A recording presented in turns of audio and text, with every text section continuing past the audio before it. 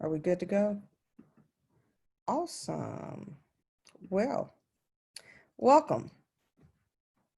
Good morning, afternoon, or evening, depending on where you are in the world. So glad to be here with you all.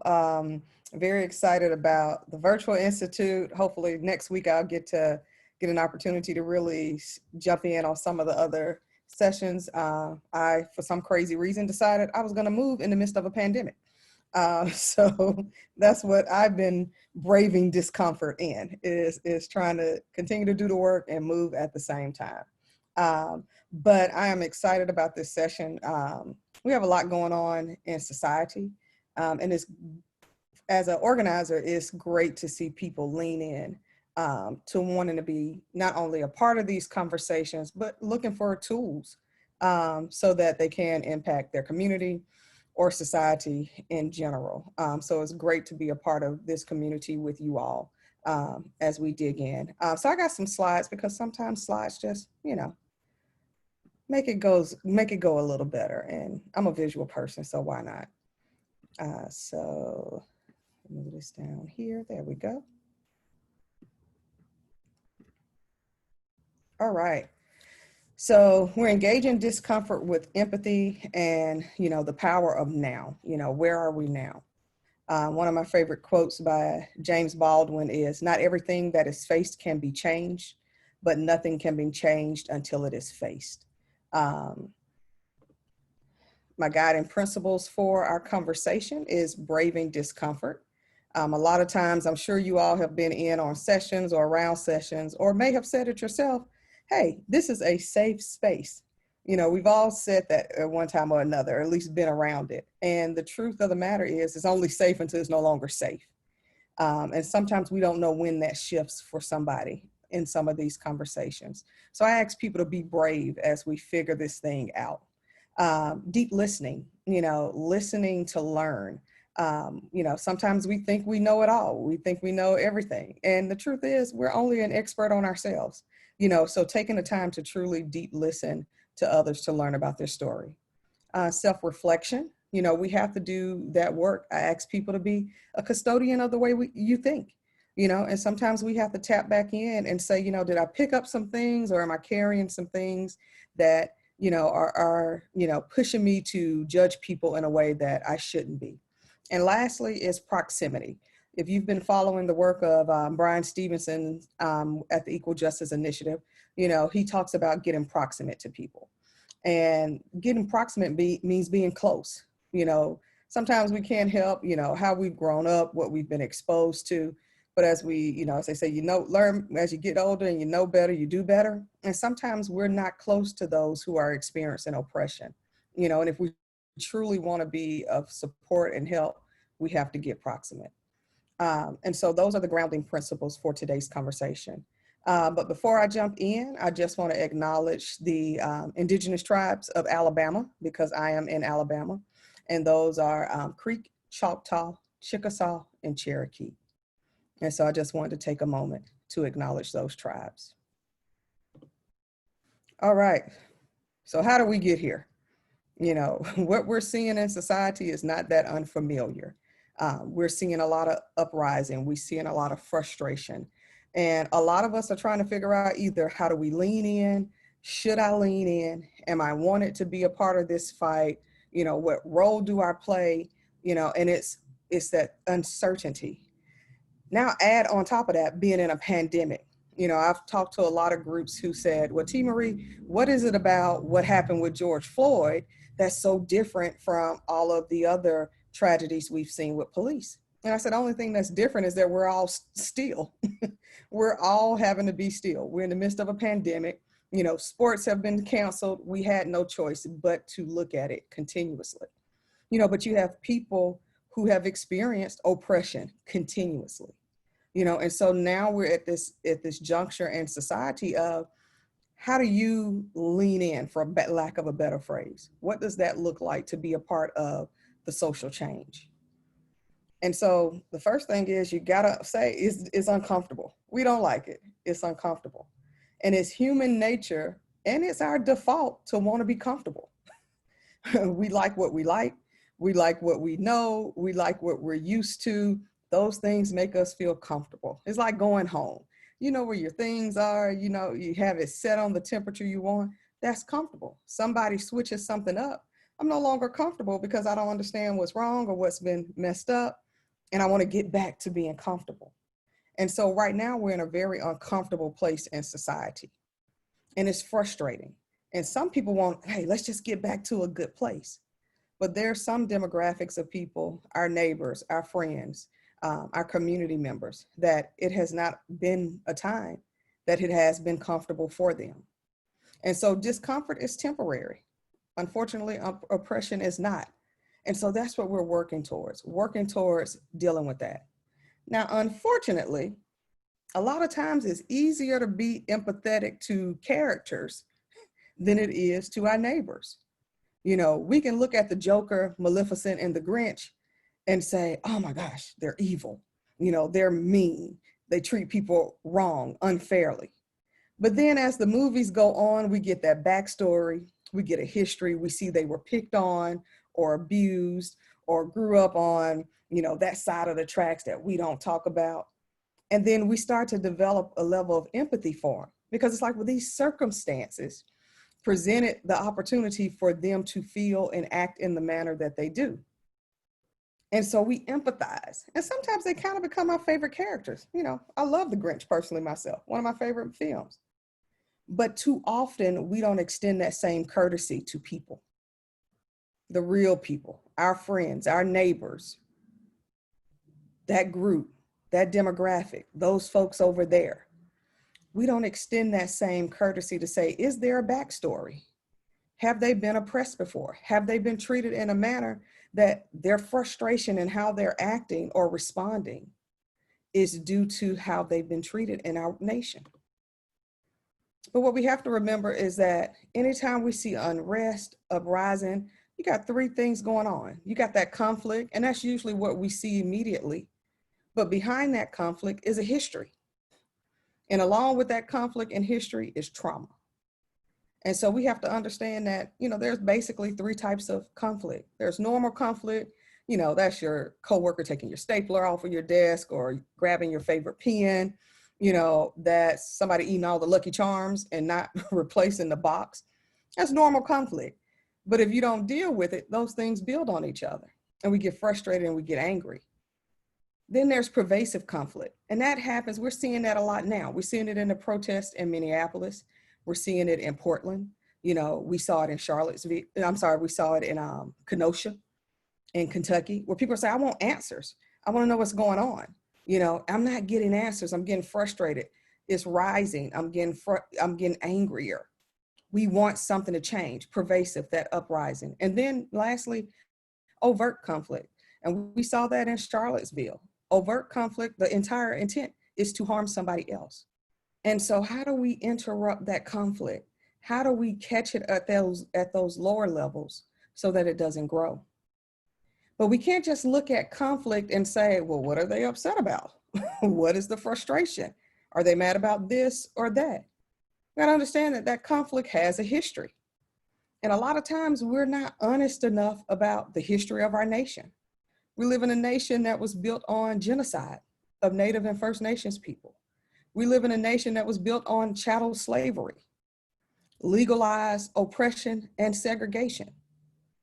That's our history of our nation. And not that we need to relish and stay and dig in and lament there, but being honest that this has led us to where we are. And being honest about the systems that were created to keep others oppressed or pushed back. And in the midst of history, in the midst of conflict, people are experiencing trauma. People are being traumatized. People are being hurt. And now we're in a situation where we have social media, you know, where you don't just have to wait till the 6 o'clock or 10 o'clock news to see what happened in the world. We get it 24 hours. It's constant, nonstop. And so you may have people that could be in Minneapolis and experience trauma for being there firsthand. And then you have somebody that watches it on their cell phone and are traumatized also. And so as we start to say, how do I get involved? How do I be a part of change? How do I engage this discomfort? Remembering that at the core of conflict is history and there's trauma. And another thing we have to do is we got to check our biases. This is so important, and we all have them. We got the fun biases, I'm not sure, I guess it is now this weird version of football season that is taking place. I'm in the South. College football is huge here, so football season comes up, people start picking their teams. I see people with tags that say house divided. This person is this team. This person is that team. And that's fun. That's a fun bias. This is my team. Your team sucks. That's cool. It's all in good fun. Then there's those biases that tell us, you shouldn't walk down that dark alley. It keeps us on our toes. It says, you know what? That dark alley is not a good idea. You might need to walk where there's people and there's a well-lit area so that you stay safe. But then there are those biases that if we're not careful, the things we've picked up along the way, the things we learned in our childhood, the things we may have seen even on television that we have adopted as our own, those unchecked biases lead us to make mistakes with people. And that's what we don't want to happen. So when we see different issues taking place in society or in our community, making sure that we don't have biases that are making us make judgments. And when you check your bias, it's not about attacking your character. It's about saying, am I creating opportunities for somebody to be stereotyped? We got to be careful that our biases don't lead to assumptions. And usually assumptions are things that people accept without any proof. And then you know what they say about when you assume, you make a what, out of who. Assumptions lead to our use of labels and stereotypes. And only things labels and stereotypes do is make us more comfortable about who people are. And then we're back at that word again of being comfortable. I think I know who you are. So now that I know who I think you are, I know how to treat you. And if we're not careful or concerned about our biases, assumptions, or language, we will produce actions of discrimination. And we've seen them. The most recent case at the top, Christopher Cooper in Central Park in New York, bird watching. And somebody's bias, because he asked for her to put her dog back on the leash because there's a leash law. This person said, I know language to use for the police to come and get you. This person already had a bias. In the middle is Dr. Tamika Cross. Dr. Tamika Cross was on a flight. Somebody else on the flight gets sick. The flight attendant gets on the intercom and said, there's a sick patient on the plane. Is a doctor on the plane? Dr. Tamika Cross raises her hand. She says, I'm a doctor. I don't have my credentials with me, but I am a doctor. And the flight attendant looks at her and says, you're not what a doctor looks like. And she's like, well, what does a doctor look like? Somebody's lack of exposure, lack of proximity, place them in a position to make a judgment of what a doctor looks like. So this flight attendant gets back on the intercom and says, is there a doctor on the plane? We have a sick patient. And an older white gentleman raises his hand. He says, I'm a doctor. I too don't have my credentials, but I am a doctor. And the flight attendant said, you can come with me.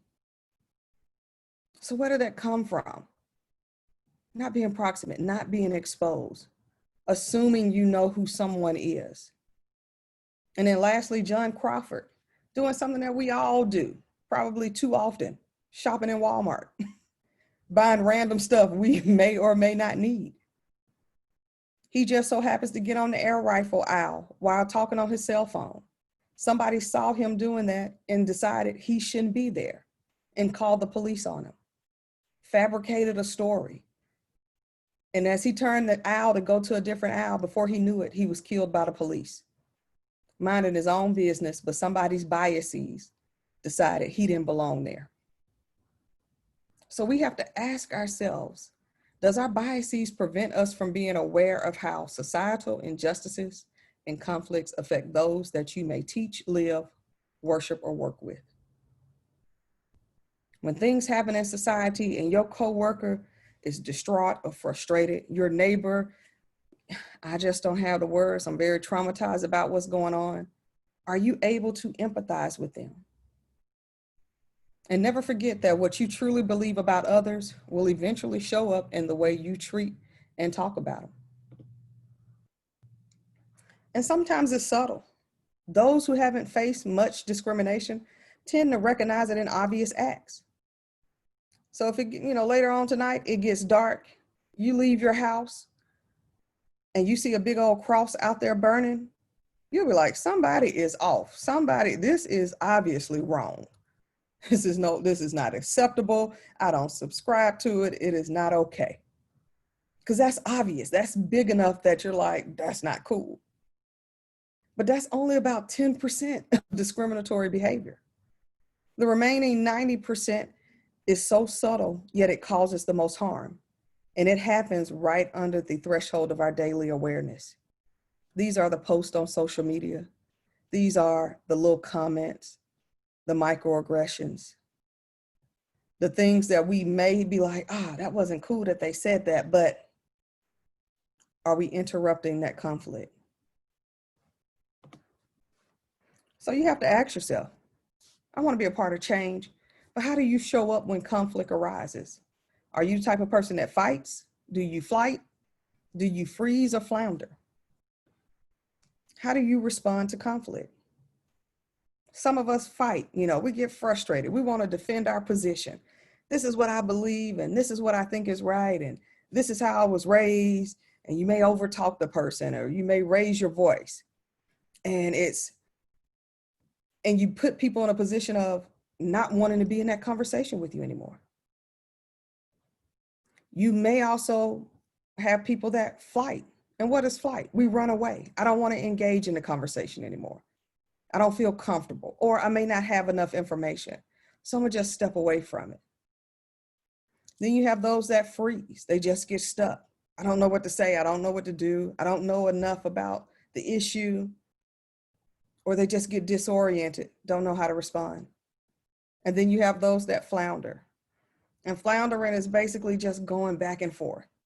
Oh, I see this side, but then I also see this side. And so we have to know, if conflict is arising, if we're seeing societal injustices, how are you showing up to be a part of that conversation?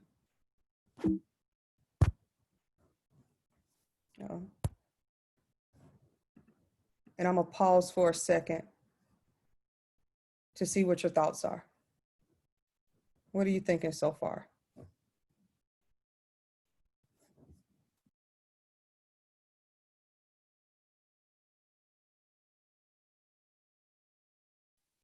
I really like how, just leading with the idea of discomfort. And I know in my conversations, I tend to forget that's, it's really helpful to acknowledge that, when we talk about various forms of oppression, I think that's the first thing that comes up for so many people, including me. And so thanks for that reminder. Just, to start with that interior experience.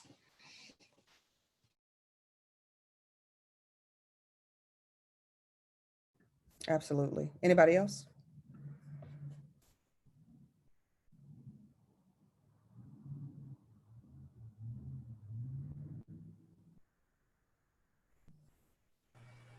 Do you have amongst the fight, flight, freeze, and flounder, do you have an idea of which is effective or which we should strive for? I think sometimes a little bit of all four is needed, but I think it's so good to know how you respond. If your inkling is to jump in and fight, is this the time to try to fight and prove my point? Or is this an opportunity for me to learn more or ask more questions?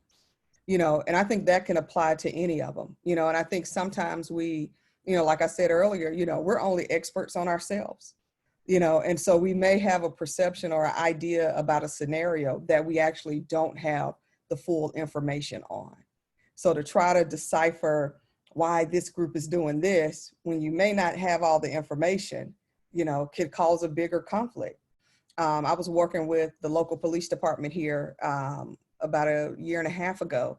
And the police chief came to me and he was like, T. Marie, you know, the parents and adults are saying pull the school resource officers out of the schools. We're over policing the kids. Should I do that? I was like, I have no idea. I'm not in high school. I said, but what I can do is find you some students to talk to. Let's get their perspective. They're the ones that's actually in school with these resource officers.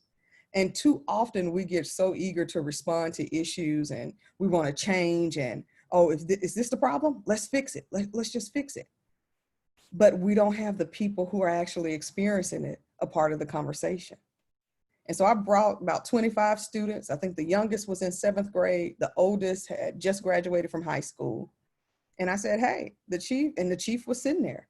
I said, hey, he said, you know, folks want him to pull the school resource officers out of school. Is that what you think needs to happen? And these kids were like, no, absolutely not. We actually feel safe while they're there. Now it'd be better if they were better trained. Maybe they should stay awake while they're there. And he was like, oh, okay, so we might need to do some retraining, or some people may need to no longer be a part of that program. But it gave him a different perspective because he was able to talk to the folks that it actually impacted on a daily basis. And so making sure that when we know how we respond, also being able to sometimes lean out of that and say, let me actually get more information. I don't know if that answered your question, but I hope that it did. Good. Any other thoughts? Good. Yeah. Okay. Go ahead. Listening to what you said about getting the input from the people who are directly affected by the program or the process or whatever. I have been a sexual trauma counselor as part of my career, and my idea, we did a lot of trainings, and my idea to my my group of people who were doing the trainings was to actually bring some clients in and let them talk about what they needed as therapy tools or assistance. And there was just absolutely no way that any of these counselors or people would even consider that. I think because they were afraid that they weren't going to be able to handle it when they got the information. So there's the fear. And being sexual trauma, I was a sexual trauma counselor for the Veterans Affairs, and it was just that they didn't want to touch it, So that's just, I think that's an excellent way of trying to deal with certain issues. Absolutely. And then that's that discomfort, because I studied for this, I went to school, I have the knowledge. But then there's that experience piece. They know what they have to do. They know the decisions and choices they've had to make. Maybe not because they wanted to, but it was out of necessity or out of safety, and being able to say, let me take that. And is it something we can implement to make this better, for everybody that may be going through this program? I did a panel about a year and a half ago where we were talking about mass incarceration in the criminal justice system. And folks thought I was crazy because I said, I want some people who have actually been to prison to be on this panel, because I have my own ideas, but I've never been to prison. So I have no idea what that experience is like. And so we had a group that was there that was working on a project, and I'm sure in other cities this is taking place, but it's called Ban the Box. So they're trying to ban the box that you check to say that you have a felony. And so we had this group, they were there, and getting people to sign the petition, before the event started. And so we get into our panel, and this ban the box thing, it's pointless. And I was like, okay, let's not just start with a negative. let's explain why, and then let's see if we can find what actually works based off of your experience.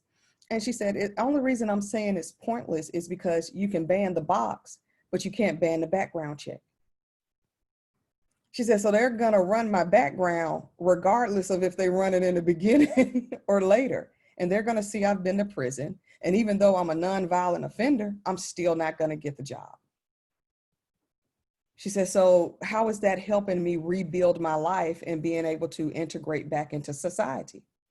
I said, that makes sense. I said, now tell me what would work based off of your experience. And she said, what if they found organizations that actually came into the prisons, started programs that we could get the training for that organization in the prison. And then when we come out of prison, we have a job already lined up. They already know we're in prison because we've done our training. You know, we passed, we did whatever we needed to do for them. Now I can get out of prison, get a job, save money, pay restitution, get a house, maybe get my kids back and start integrating back into society. And I was like, wow, brilliant. But a lot of times we see things and we want to just fix it. Let's just, it's like if, a little baby cries, you just want to pick them up and just want to make them feel better. You want them to stop crying. And sometimes we do that in society. We just want it to stop. Let's just stop being frustrated. Let's just stop marching. Let's just stop all the loudness. And what people are saying is, yeah, but things haven't changed. So how do we change it?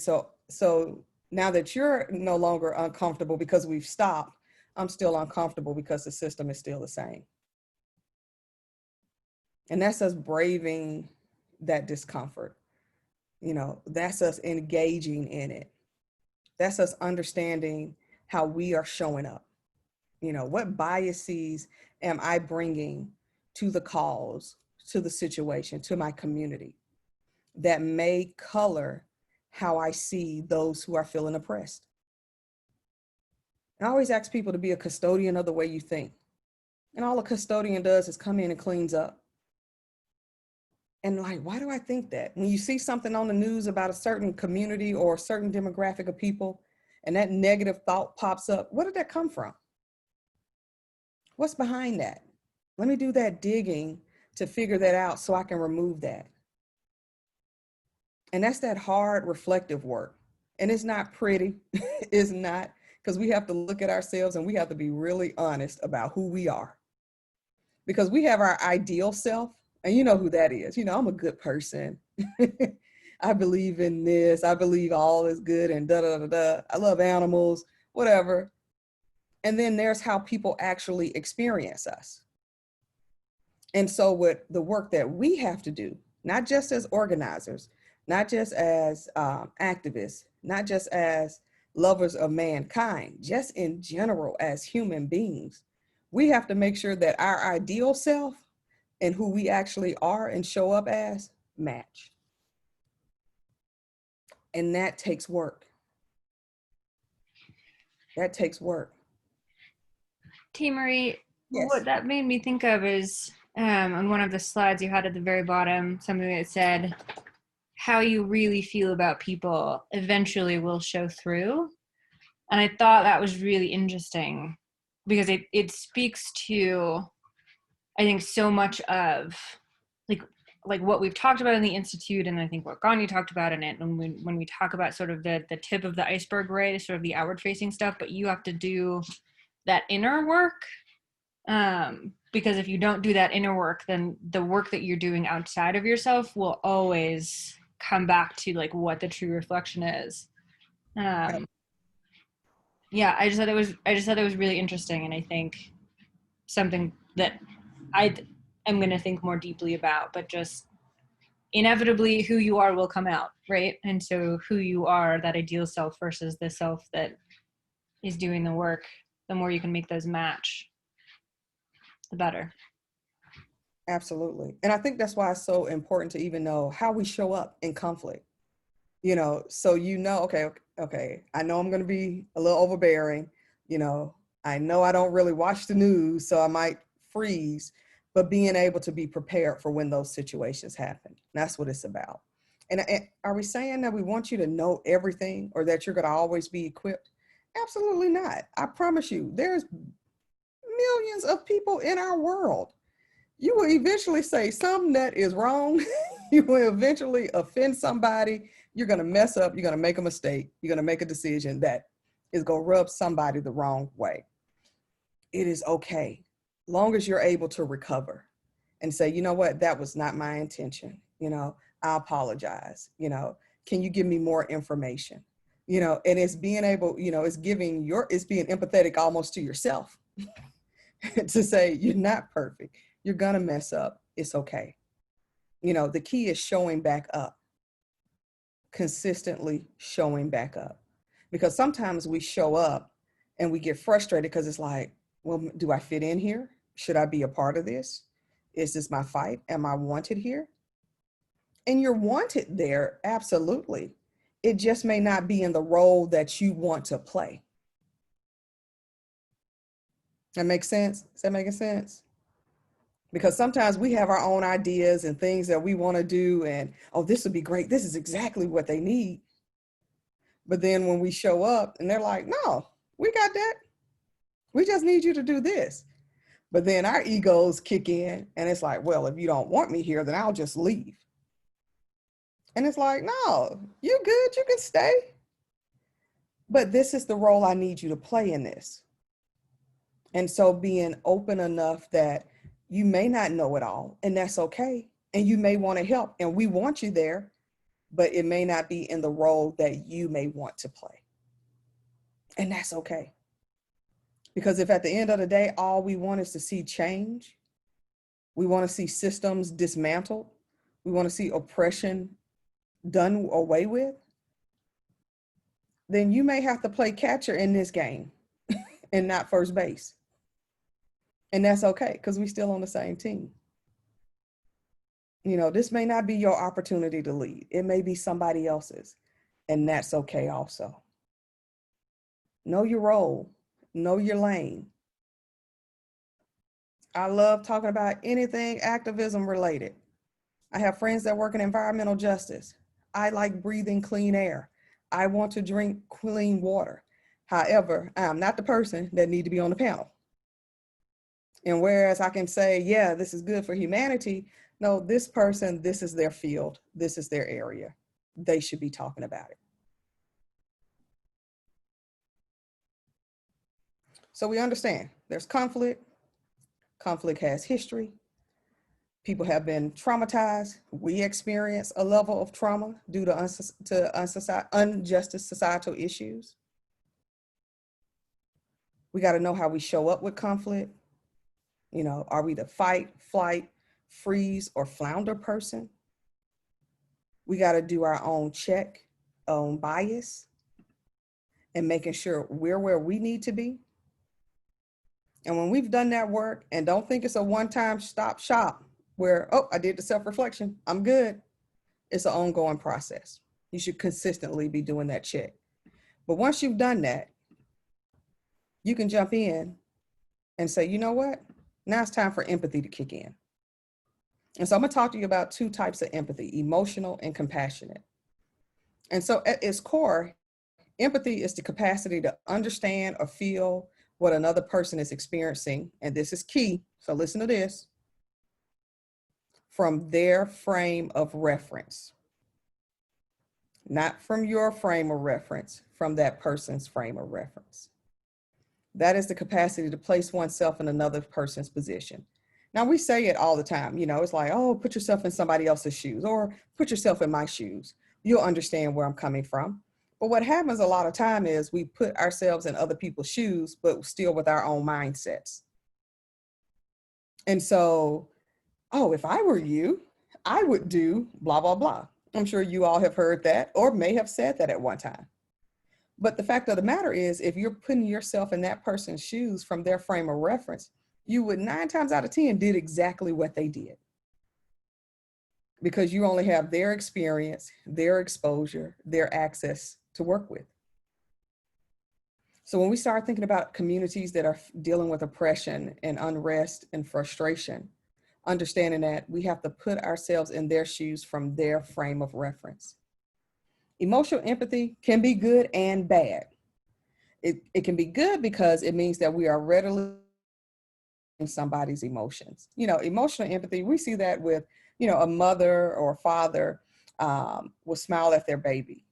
And then the baby recognizes that smile, gets excited, and they smile back. They're pulling that emotions. Or you can be in a situation where you have a baby that's crying and another baby hears the other baby crying and starts crying too. They're feeling that emotions and they're responding, and sometimes matching it. You know, having good emotional empathy is good for those who are in helping professions. And it means that doctors, nurses, people that are helping others, counselors, can understand and be able to respond to folks in an emotional way because they understand and they feel it. And that's good. You want to connect with folks. You want them to feel that empathy. It can be bad sometimes because it's possible to become extremely overwhelmed with those emotions. It could be a lot to take in. I hear a lot of counselors, friends of mine, that have their own therapists or counselors because they're taking in all that emotion day after day. And they're like, okay, I'm getting pulled. I feel like I'm on a roller coaster hearing all these emotions. And it's bad if you overload with it. And so you have to have the self-control to make sure you manage your emotions. And also with people in the helping professions, that you don't become hardened or disassociate yourself from what people are going through. My godbrother's wife is a nurse. She and I were talking last year, and she had a situation where she was, a woman had just had a baby, and they were trying to get her back where she needed to be. She had a major surgery. And she said the lady had grabbed the arm and was like, that hurts. And she was like, oh, it shouldn't be that much pain. It's da da da da. And the lady was like, no, that hurts. Now, her education told her, oh, well, this is not a lot. You know, it may feel like this. It feels like pressure. Well, I've had a similar procedure. And I told her, I said, oh, no, that hurts. I think that legit is painful. Like, don't do that anymore. And she was like, are you serious? Like, that's really that painful? She said, on a scale of 1 to 10, I said, about a 15. Like, that is extremely painful, but trust your patience. And she was like, oh my goodness. She said, I want to apologize to that lady because I was thinking, oh, you're just feeling pressure. And I thought she was over exaggerating.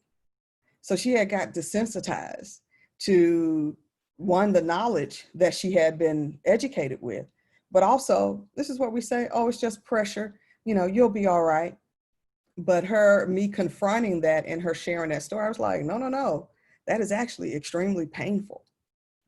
So being careful with our emotional empathy. The one I really like is that compassionate empathy. Compassionate empathy is what we usually understand by empathy, feeling someone's pain, but taking action to help. Like sympathy, compassion is about feeling concern for someone, but with the additional move towards action. And that's where a lot of people are. It's like, I want you to feel what I'm going through and experiencing, but we got work to do. Compassionate empathy is that type of empathy that is usually most appropriate. People who want or need your empathy don't just need you to understand. And they certainly don't need you to just feel their pain or worse and burst into tears alongside them. They want you to get to work.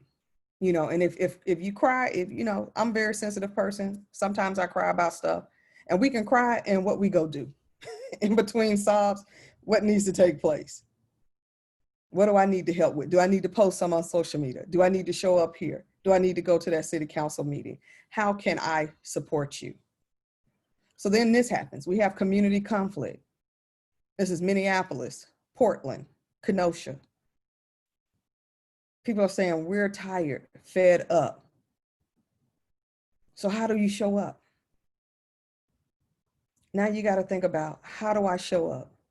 Whether that's your community or whether you're in another community.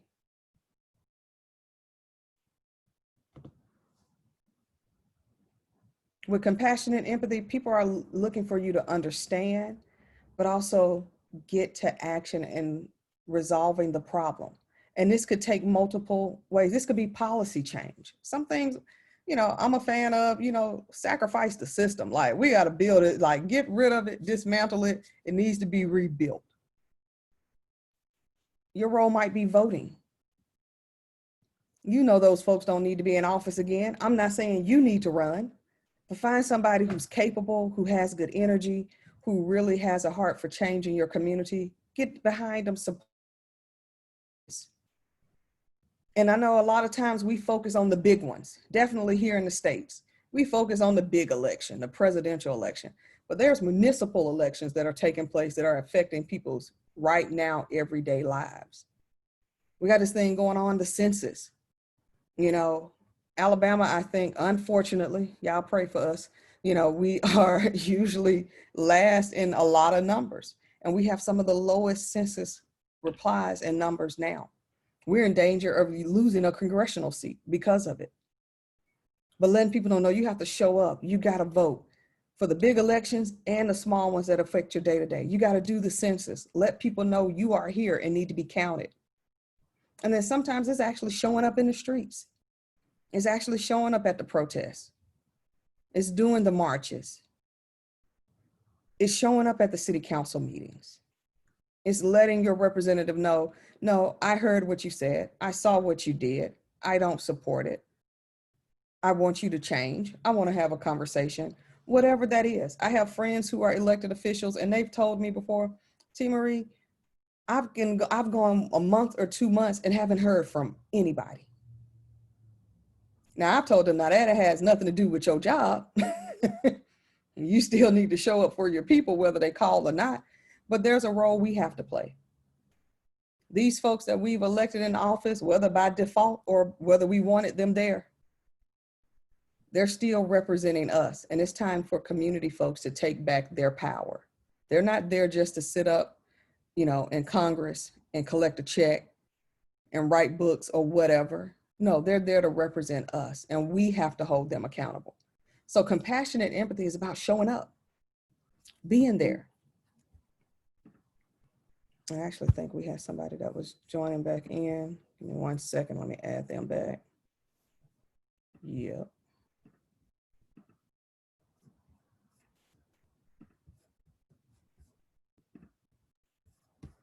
So that compassionate empathy. But the key here is listening. The ability to accurately receive and interpret messages. That is when communication takes place. Listening is an art, but it's also a skill. Listening helps in making emotional connection. I always say the shortest distance between two people is a story, but you got to listen to catch it. Listening helps challenge your assumptions, and it enhances your understanding of others. A friend of mine who teaches public speaking shared this with me. This is the most recent up-to-date Chinese character for listening. And I thought it was beautiful because I think it demonstrates how we should actually show up and listen, because we use these all the time. This is our default. We listen with our ears. But then, are we listening with our minds? How are we taking in the information and deciphering it? Are we listening with our hearts? That goes back to that empathy and feeling and taking in that energy and how people are saying, this, that is happening. This is how it's impacting me. Are we listening with our eyes? You know, are you in tune enough in conversation to see when somebody's body language shifts, where they've disengaged from the conversation? Are you focused in on just that conversation? And are you fully present? You know, we have our phones, we have all these other things going on. And sometimes we're like, oh, yeah, I'm listening. I hear you. And we're truly not listening. So making sure when we're talking to people that we're fully engaged. I love to give examples so it makes it hit home. Again, working with the police department. I was working with new recruits. And I said, guys, today we're doing 2 hours of listening exercises. And they looked at me and was like, are you serious? I was like, yep, that's what I'm here for. We're going to see if you can listen. Oh, T. Marie, I hear. Yeah, I know you hear me, but do you listen? So we're doing exercises and we're going around for about 1.5 hours, and we take a break and I check in and I say, let's talk about how this is going. And one of the recruits said, you know, I noticed that I like to finish other people's sentences. I said, now you're a police officer. Now tell me why that can be problematic. Well, you know, I don't know. I think I know what people are going to say. I always finish my kids' sentences. I said, okay, you get a call and you show up to a scene that you have no knowledge based off of the little bit of information dispatch gives you, and you're trying to finish their sentences, who called you for help, don't you need to get it from them? How dangerous is that?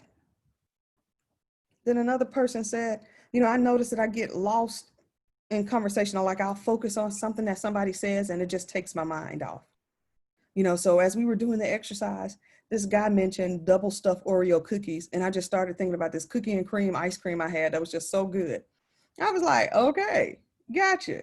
I love cookies and cream ice cream also. However, how dangerous is it for you? And probably the scene that you're responding to is, as they're telling you what's going on, your mind just gets completely shifted. You have to stay focused. You have to be fully present. So making sure you're not only listening with your ears, listen with your mind, your heart, your eyes, and be fully present in what's taking place and what's being said and what's being shared. And so we ain't talked about it all. So what do? Good session, T. Marie, but what now? What you got to do is you got to work on building your empathy muscle. You got to practice at it. You may say, T. Marie, I'm just not that type of person. I just see things logical and da da da. Well, yeah, I understand. But we got to exercise that empathy muscle. Anybody who lifts weights or work to get in shape, like when they start out, they may not be as strong, but they start with the 5-pound weights and they start doing that. And then when they get past that, we move up to 15 and so on and so on. So we have to exercise that empathy muscle. Who can you show empathy, compassion to that may be in your circle? What about that relative that really gets on your nerves that you don't too much care to see around the holiday? That's a good way to start practicing. Start being nice and compassionate to them, because it actually may be trauma in a history behind their attitude. Learn to listen deeply. Practice listening and being fully present when people are sharing and talking to you. Clean up your biases. Do the work. What got to go? What doesn't need to be a part of me anymore? Get close to communities experiencing oppression. That's that proximity thing. And I'm not saying going in and throwing your cape on and, dun, dun, dun, dun, I'm here to help you all. No, we're not doing that. I'm just coming because I disagree with what's going on in your community, what's happening in society, and I want to help. And identify what you can do and get to work. Your role may not be marching, and it is okay. Don't feel bad because you're not out there marching, but you actually may have access to people and relationships that you can say, you know what, I actually know the mayor of that town. We went to school together. Let me go holler at him and see if I can bring some of these organizers in and let them have a conversation. You may have resources. So these young organizers that's out here doing the work, you can help them financially. Or maybe, you know what, nobody's feeding the homeless here. We're in the midst of a pandemic. They're not getting what they need. Using your resources that way. Or these folks are bringing this new call to action thing, but they don't have the money to put a website together. I can afford to pay for the website. Resources, relationships, capacity. You actually showing up. Maybe you are the person that need to run for office. Maybe it's you. Maybe you have the know-how, the energy and the heart. So build that empathy muscle. Learn to listen deeply, clean up your biases, get close to communities experiencing oppression, and identify what you can do. That's how you respond. That's how you engage discomfort, empathy, and that listening. I heard somebody say one time, sometimes it's not the enemy, E-N-E-M-Y. Sometimes it's the inner me. That's the problem. So let's make sure we're doing the work individually that we need to do to make sure we're actually not the problem within our communities. And so that is what I had to share with you all today. Any thoughts or questions?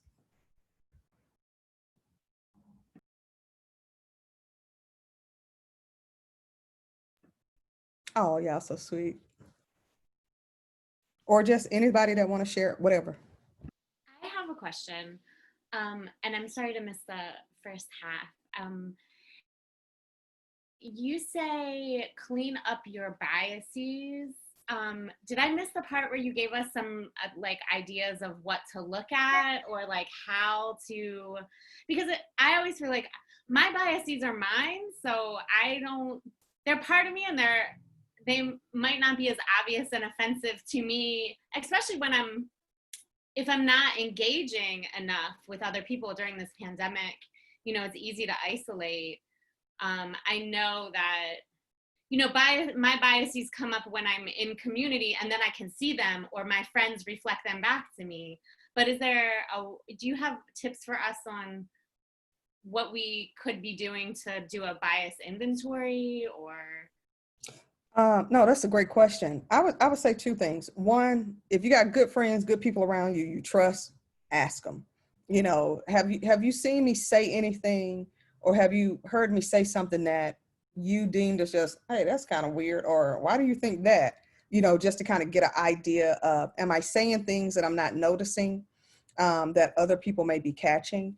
And then other thing, I think as you watch things and learn more, I think it reveals maybe your thoughts. You know, there's, oh my gosh, so much on television now, but I had some friends that watched When They See Us. And I had a friend that said that it was really conflicting with them of, you know, kind of, because they actually lived in New York when it happened and all of that. And they said it brought up some things. So I think as you keep, you know, learning, reading, watching these mini series and programs and documentaries, I think sometimes things just naturally surface that you're like, oh, I didn't realize I felt that way. And then that's a way to start kind of digging deeper to see where did that come from. But I think, you know, definitely doing that inventory of asking friends, you know, am I saying things? I did a workshop where an elected official showed up one time, and I said, well, why are you here? And the official said, well, people keep saying I'm a racist, so I came to see if I'm a racist. I said, well, I think I'm good at what I do. I'm not necessarily that good that I can help you pinpoint that, but let's see what happens. And by the end of the workshop, the person, as they were leaving, I stopped and I said, did you figure out what you came to get? And they said, it's the way I talk to people. I grew up in a time where we use certain terminology and language. And these things included things like calling a grown man boy or a grown woman girl. And this is no longer acceptable. And I didn't realize that was no longer acceptable. So this person that figured they were very progressive, but just in heated conversation would say, well, look, listen, girl, we're doing this, and that for the community. So to them, it was like, oh, we're just talking, we're just engaged in a passionate conversation.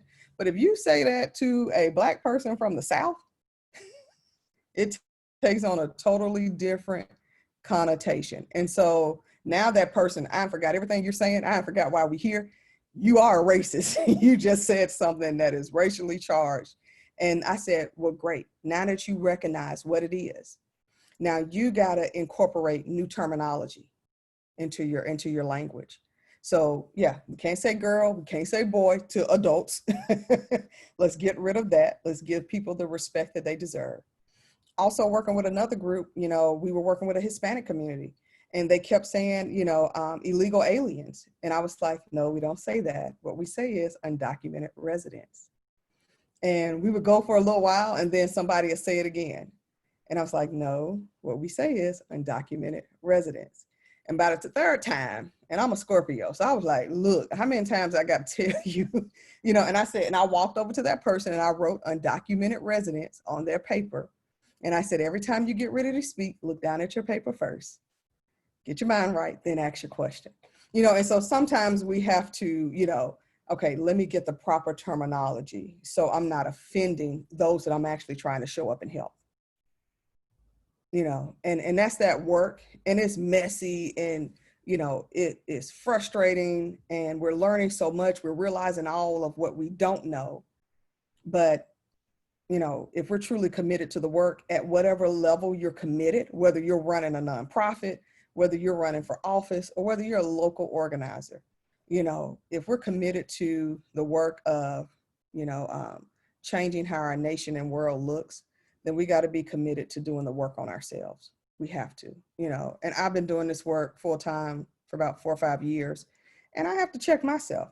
Please don't think I'm like exempt. I have to check myself constantly. Like, where did that come from? Where am I picking that up from? Okay, that needs to go. I don't need to say that. Making sure that, we're thinking about the terminology that we're using so that we're not showing up with the intentions to help, but using language that's divisive. And that is so key. Any other thoughts or questions in our last couple of minutes? T. Marie, I've had some problems with connection, and so I didn't get to respond earlier, but I like those 4 different pictures that you had, and the deer in the headlights particularly made me think that we get hit with so much every day, it seems. It's like I feel like a deer in the headlights sometime. Do you have any advice in terms of people picking their priorities? I think self-care is the most important thing for whether you're doing the work or even just around it. I think self-care is so key. Take the time to decompress and take care of you. I'm talking about these topics all day, every day, but then there's a time when I want to kind of kick it with friends or get on the Zoom call with friends. I have rules. We're not talking about race. We're not talking about difference. I don't want to talk about none of that. I want to talk about, this episode I saw years ago of ER that I thought was phenomenal. That's what I want to talk about. But I think definitely self-care. I think you have to know your body, your limits. We all have our buttons and triggers. And I think the more you become in tune and self-aware of knowing, I can't see a child get hurt, or I can't do this, knowing the things that cause those feelings to uprise in your body and being able to say, this I need to step away from, and not be feeling bad that you have to step away from it. I think sometimes we beat ourselves up because it's like, I should engage, I should lean in. But if it's calling emotional reaction in your body, and it's not going to benefit anybody else if you're there. So self-care, knowing when to tap out, have some time for you. It is okay to laugh. I know we're dealing with a lot of stuff that is hard and it's frustrating. And sometimes you just need to laugh, and that's okay. And be with people that uplift you. Because if you're not here, you can't do the work. So take care of you so that you can continue to stay in the work. I know that's not a real succinct list, Carl. I'm a fan of non-negotiables. As you know, Carl, I'm a big TV and film nut. So I have, TV nights where I don't care what's going on. It don't matter.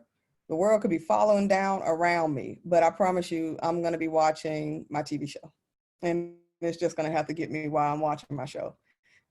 So have those times where you just completely unplug and take care of you. Get in nature. We don't do that enough. Get outside, go for a walk, clear your mind. Do something good for you that you enjoy. Go order that meal that you really love that you don't have that often. Be around people that love you and that help refuel you. You want to make sure you're replenished and that you're serving the community from a full cup and not an empty cup. Who are those folks that can help refuel you? This is a good opportunity to be refueled. But once you start getting depleted, where can you go to get refueled? Knowing where those spaces are, knowing what those activities are, help keep you in the game longer. This is marathon work. It's not sprint work. We in it for the long haul. And I hope we see more change. I hope by the end of my lifetime, we see things have shifted and pushed. But even when we get that far, I still know it's going to still be more work to be done. So don't try to do it all in one day, or solve it before the end of the year. Just know that as you keep showing up and you're taking care of you, not only are you changing your community, I promise you, you're inspiring somebody else that will build their empathy muscle, build their strength. They'll become more engaged in leaning into discomfort And so they'll start showing up too.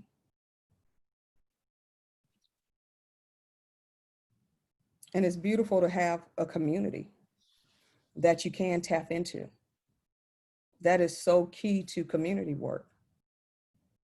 You know, that I know who's in this fight with me. And when you know who's in the fight with you, when we know that we're fighting towards the same thing, when we've done that work, we can impact and change our society. We can do it. We've seen it done before. But it's sticking to it. It's continuously showing up. But it is also self-care. And never forget that. Take care of you. I always tell young people I mentor about their jobs. I say, hey, if you drop dead, your job is go send your family a flower arrangement and they go put a hiring sign in the window. So in this work, it will continue to go. We go still be out here beating the pavement and trying to change system. I would like to do it alongside each of you. So take care of yourself. And that's all I got. I'm done, Sabrina. I hope this was helpful. I hope y'all got something out of it. And at any time, you're welcome to hit me up on Facebook, Instagram. I'm on all the social media platforms, T. Marie King. Thank you, T. Marie, so much. Welcome. Great. Marie. Thank you. So good to see everyone again. We will be posting this Likewise. online, so we'll send out the links. T. Marie, hope to see you again over the next week. And for everyone else, enjoy your wonderful Sunday. We will see you tomorrow morning at the usual time for Inner Life. Not my mistake. So wait, the usual time to, because I'm dyslexic with numbers and I was there early, so I just want to know, like, tomorrow morning is what time? Tomorrow morning is 7 Mountain Time, 8 Central Time, 9 Eastern Time. Is that right? And for the poor saps on the West Coast, it is 6 o'clock. So 9 a.m. Thank Yeah. you. I will be there. Great. All right. Thanks, everyone. I know.